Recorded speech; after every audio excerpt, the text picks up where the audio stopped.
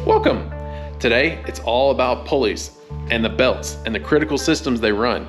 I have no idea how long the belts need to be. I have no idea if they're aligned. I need to get them aligned. I need to figure out how long they need to be because all the systems that they drive are absolutely critical.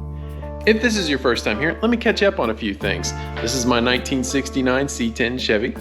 I've removed the old 396 and Turbo 400. We have since installed a Blueprint 540 big block, a brand new Turbo 400 from Hughes Performance, and right now we're currently working on getting the front accessory drive on. And since we've previously installed the carburetor, distributor, and fuel system, I invite you to go back and see those previous videos if you'd like to follow along in the series. But I need to get to work because the front of the truck's waiting because I want to get this dressed. Next on the list, I think it's going to be the water pump. I've got a couple of Felt Pro gaskets right here. Really like these. These seem to hold up really well. They're also made in America, which is nice. It's getting hard to find that kind of stuff. I try to find as much as I can, but man, they don't make it easy. So let's go grab the water pump. This is actually a water pump from Summit. I really like it. It came as black, and the only thing I really needed to do to it when I got it was paint the cover on the back black because it was galvanized steel and I didn't want it to rust because that's me. Okay, let me get that hauled over there. I'm gonna use both hands because I'm not wearing closed toe shoes and I like my toes.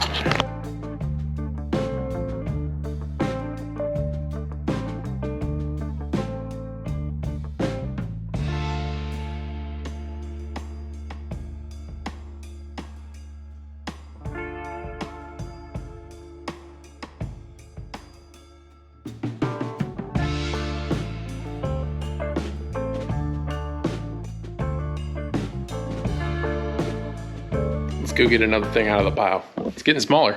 It's a good sign. I'm gonna run the old school GM pulleys because I think they look the best for what I want to do. I don't want to run the V belts. I don't want to run one of the 8-band belts or anything like that. Let's go old school. It's an old school build. These look like 9/16. Back to the toolbox. It helps when all that stuff's laying on the floor. It kind of acts like a Lego kit where it's all laid out for you and you just grab what you need when you need it. So that way you don't have to remember where everything goes. You just have to pick up the part. And as long as you got the hardware with it, you got a better guess at where it might go because there's a lot of bolts on an old car. All right, let's get these on. This is a centrifugal object. It spins a lot. There's a lot of energy in it. So I'm gonna use Loctite 242. This is the medium strength stuff. It won't take heat if I have to take it off. It'll just take a good whack with, a good amount of leverage and should come right off.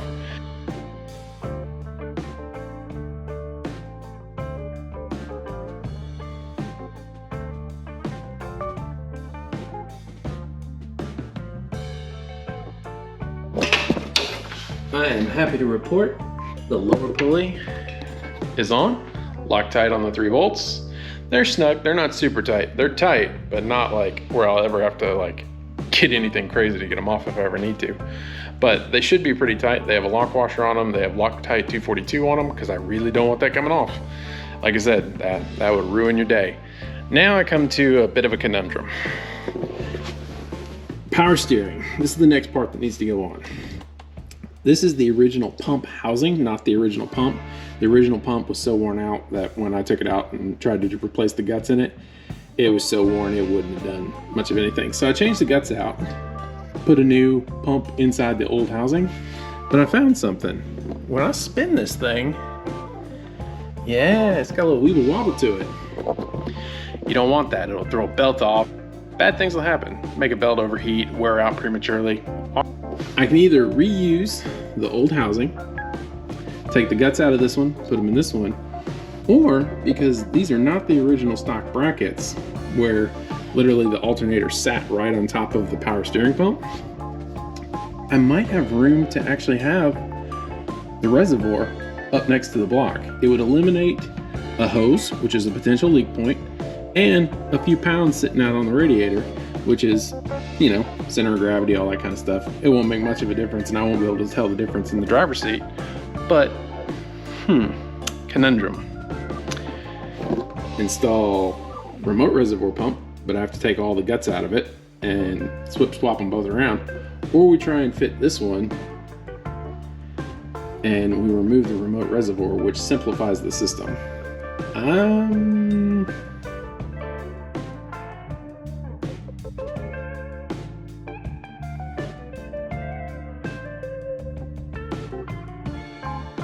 Womp, womp, womp. Nah, it ain't gonna work. See the low pressure side hanging right here into the frame? Let's take the guts out of one, put the guts in the other. It was worth a try, but sometimes you can, sometimes you can't. How these pumps work. So if you ever have to change one, I'll give you a hint. So basically the pump's here and then it has like a casing with a gasket all around it. Same with this one. They are just kind of doing some apples to apples. The bolts and things seem in the right place. It's just totally different shapes. So what I'm going to do now is I'm going to take all the hardware off the back of this one and all the hardware off of this one, make two separate piles, and then just very carefully get the seal around this one broken without tearing up a gasket, hopefully, in case I need it. Same with this one. They should pull apart once these screws and stuff are out of the back, and then we'll just, you know, and then we'll begin the transplant.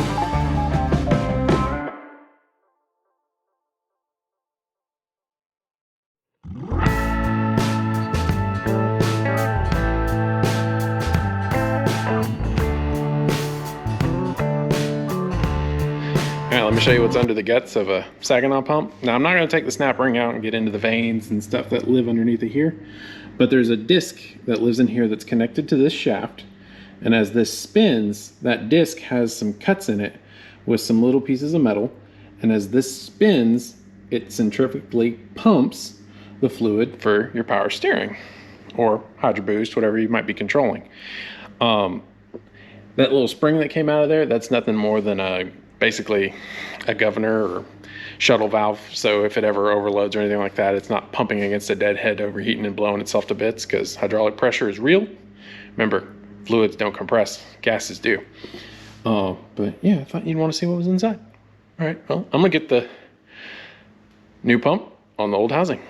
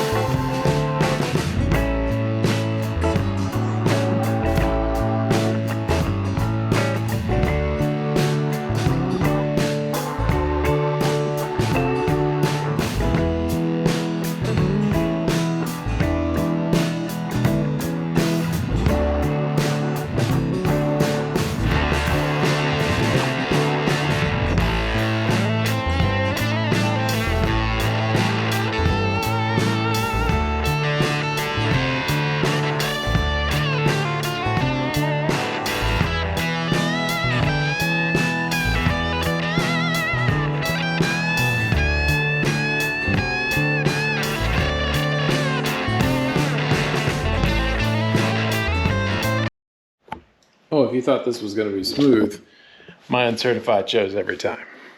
All right, next thing we have, sorry about the click, is an alternator. That's going to be a two-hander, so let me get some things staged.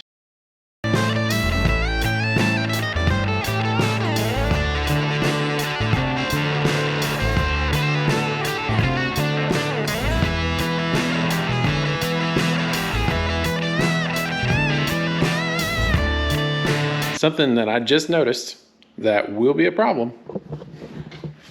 All right, see how this where the power steering hook up? That's sharp. I need to put some insulation on these.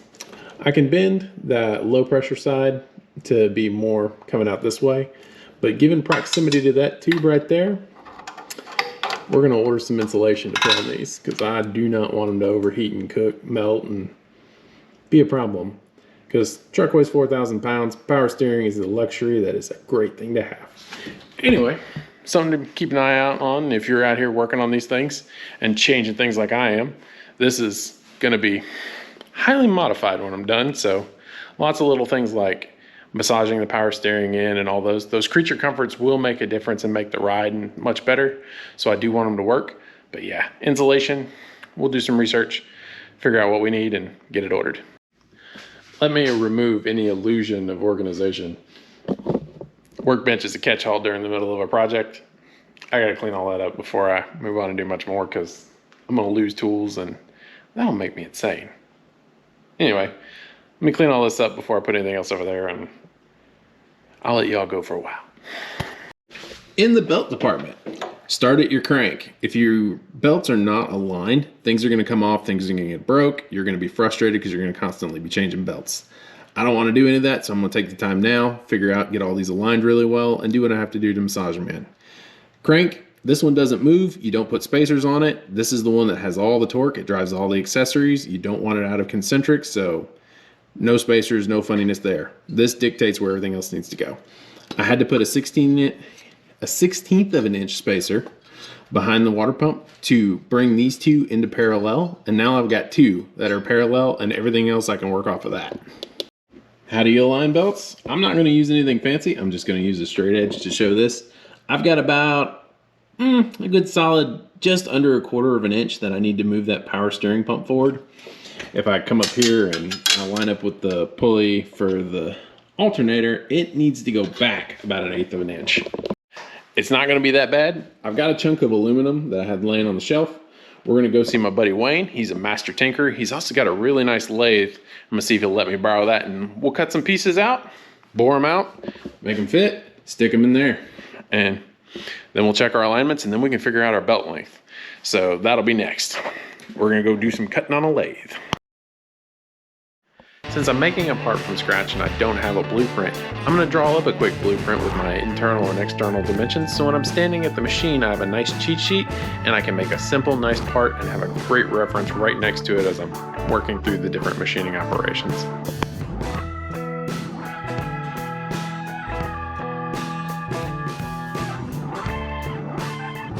Special thanks to Wayne. It had been years since I touched a lathe. He let me into his house, let me use his tools, kept me from getting hurt because lathes are dangerous, and if you haven't touched one in a while and they're all a little bit different, him being there to kind of supervise the operation, walk me through how to turn things on and off and make sure they're aligned was greatly appreciated. Thank you, Wayne. We're able to machine the two to the correct length. They are longer, so this should put us in alignment with our crank pulley. We'll wait on the two bolts to be able to put it on the motor, and while we're waiting on that, we'll work on some other things. While I'm waiting on hardware, I could show you all a few other things. Let's talk about how do you figure out the lengths of the belts, because there's a bunch of different types of V-belts out there. These are going to be automotive or A belts, and I need to know the length. So to do that, because the old ones, they too short. I tried them on there. My pulleys are further out away from the block than they were stock, so I figured they'd be too short. A couple of ways you can do this. One, you can get very scientific and measure the center of the circle, take the diameters, and then figure out the distance apart, and basically give you an idea to do that. Or a much less scientific way is go into the the drawer of things that are in just about everybody's house and get you a little roll of measure tape stuff. These are not very expensive. These are used for like measuring yourself when you're ordering clothes. This one I borrowed out of the cabinet in the kitchen, so I will be putting it back and not getting it dirty. Basics of measuring. Know the route the belt has to take. I know I need to go over the water pump pulley, I need to go over the crank pulley, and I need to go over the alternator pulley. So I'll wrap the tape around it, and then that should give me my measurement here. I'm gonna guess 55 inches. We'll see if I'm right. So before I take my tape measure in there and unroll it and figure some things out, I want to get my stuff set up and figure out how much motion I'm going to have to be able to make my adjustments. This one has a little rocker back and forth. I want to put this as close in as I can, so when I tighten the belt, I'm pulling things away from it. You can see I got it all over the belt. I come up with 59 inches, so 55, not even close. Now that I know one of the two measurements I need and a starting place for the alternator, I'll do the same thing for the power steering as soon as we get the bolts in and we can put this on the block. But anywho, then we go to the parts store, get our belts, and then once we have belts on, then we can move on to getting the radiator in and all that stuff so we can get that dressed out. We're gonna have to start working on the bottom of the truck soon. That'll be coming up very soon. Something from the postman. I got some more insulatherm from Wire Care. These are gonna go on those power steering lines that when you're in here, they literally live right next to this header. And because that stuff's rated for 1200 degrees, I think it'll be fine over top of a hydraulic line. It'll help keep the temperatures down, make the rubber last longer, and hopefully prevent leaks, fire, and all kinds of scary bad things. So, overkill, I know.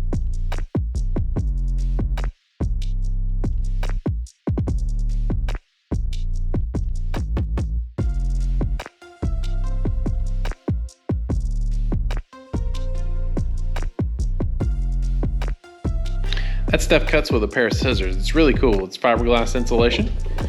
Got it all the way down to the pump. At the very least, you know, it's got some abrasion protection. Rated for 1200 degrees. We'll stick it next to a header. Make sure our fingers fit between it. Not be touching the thing, but yeah, we'll waiting on hardware. Next chore.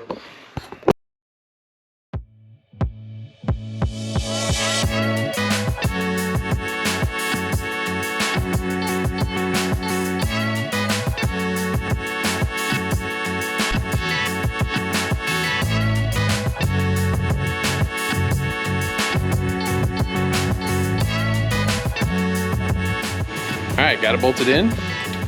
I was able to get my measurements. They line up really nice. This means I'm on my way to the parts store. I need a 59 and a 41.5. Gonna go get some A-type belts. Talk to y'all later. All right, made it back from the parts store. Got one out of the 2 belts, one wasn't in stock, but our measurement, it was right on where it needs to be. We're in the middle of our adjustment for the power steering, which is awesome, so I can make that as snug as I need to. And tomorrow when we get the other one, we can get that one on and wrap up this part of this project. All right, later. It's a new day. We're gonna still be waiting on an alternator belt because we picked one up from the store locally. It is not 59 inches, even though it says it is on the sleeve. It is 57.5, but that's either bad inventory or somebody put it in the wrong sleeve. We ordered another one online. We got our spacers in, we got our power steering aligned, our alternator is aligned. Got these insulated, room between the header. So that's enough for this one.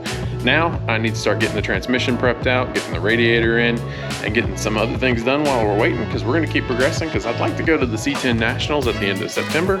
It is the middle of August right now, so that clock's ticking, and I'm gonna get to work. If you've made it this far, I greatly appreciate it. Like, share, subscribe. If you see me doing something incorrectly, let me know. I'd love to learn. If I'm doing something right that you like, let me know that too, because that helps the channel. And I hope you have a great one, and we will see you in the next one.